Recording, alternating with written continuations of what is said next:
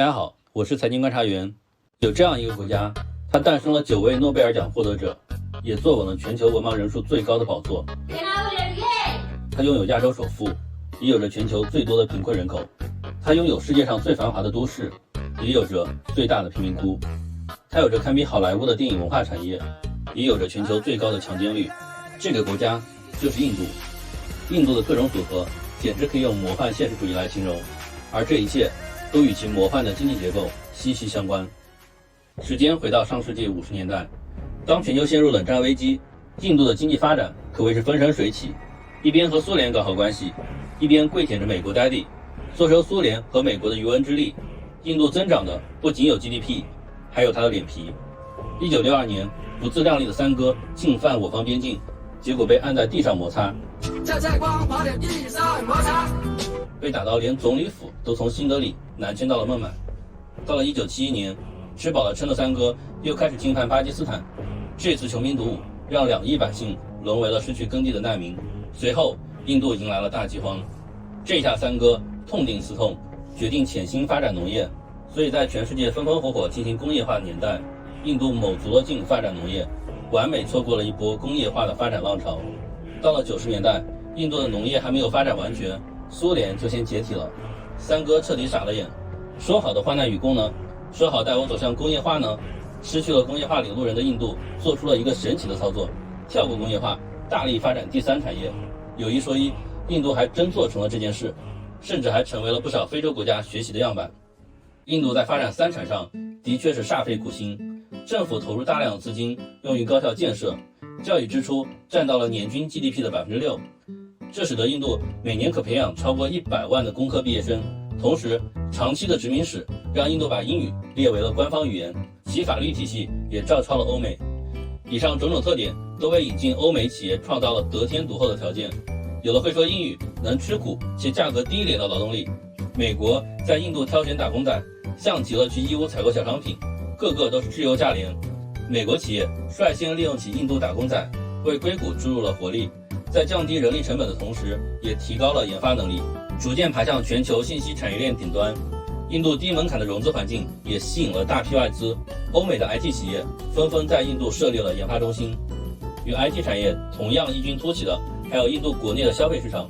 印度的居民消费率超过不少发达国家，在印度，消费才是 GDP 的主体，占到了总额的 76%， 比德国还高。印度庞大的消费能力与其宽松的金融环境密切相关，国民储蓄率仅为 20% 左右，人们对储蓄的热情不高，赚到的钱大部分都消费掉了。凭借 IT 产业与消费驱动，外加人口红利，印度实现了跨越式的经济发展。2019年，印度的 GDP 超过了英法两国，跃居成为世界第5大经济体。跨越式的经济发展也是割裂式的经济发展。由于缺乏工业基础支撑，印度的经济结构显得头重脚轻。第三产业蓬勃发展的同时，基础设施建设差到令人发指。此外，这种经济发展模式带来的还有巨大的社会贫富差距。印度最繁华的都市孟买，市中心坐落着全球最贵的豪宅。这栋名叫安地拉的个人建筑实际高度超过了60层，造价近10亿美金，是印度首富穆克什安巴尼的私人宅邸。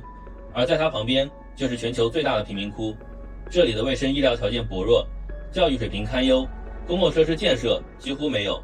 儿童们甚至要翻垃圾桶吃富人们剩下的食物。事实上，孟买这种赛博朋克式的场景也正是印度全国的一个缩影。如此巨大的贫富差距，一方面要归因于印度特有的种姓制度，另一方面与印度割裂式的经济发展模式息息相关。要知道，印度大力发展的服务业，培养和吸纳的都是精英阶层，服务业能提供的工作岗位数量远不及工业。7亿人口的剩余劳动力找不到栖身之地，流落在劳动市场之外，生活在贫困线上。高速发展的 GDP 下，印度大部分人的生活状况基本没有得到改善。经济学人发表文章称，印度前 1% 的人人均年收入达到了2万美元，随后 9% 的人相当于全球范围内中等收入水准，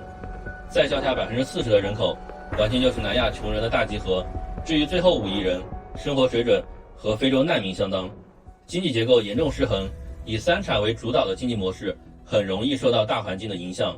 导致印度的发展相当不稳定。2020年2季度受疫情影响，印度国内生产总值同比暴跌了 23.9%， 在亚洲的主要经济体中表现最差。相比印度而言，我们中国在稳定发展农业的同时，抓住了全球产业链转移的机会，大力发展起制造业，一举成为了世界工厂。在积累了大量出口贸易的外汇后，稳步发展起了第三产业。70年内，中国的 GDP 实现了从600亿到101万亿的发展，崛起成长为全球第2大经济体。在完善的经济结构和工业体系的支撑下，即便在疫情肆虐、全球封锁的2020年，我们仍然能保持在2%左右的经济增长率，是全球唯一的经济正增长的国家。1949年之前，无论是工业还是整体经济发展的水平，印度的起点都比我们高。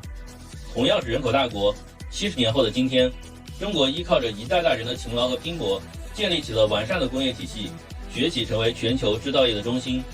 而印度却在一步步的魔幻操作中，沦为了给欧美输送劳动力的三产国家。印度的精英们从未想着如何建设国家，他们的梦想是离开印度，成为欧美的打工仔。这或许就是印度无论如何也很难崛起的原因吧。